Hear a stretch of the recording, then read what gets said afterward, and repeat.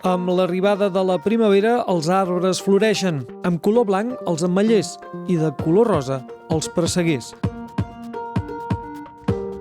De fet, unes 8.000 hectàrees d'arbres fruiters de les zones de regadiu del Baix Segre, a tocar Lleida, esclaten del color rosat durant unes poques setmanes a l'any.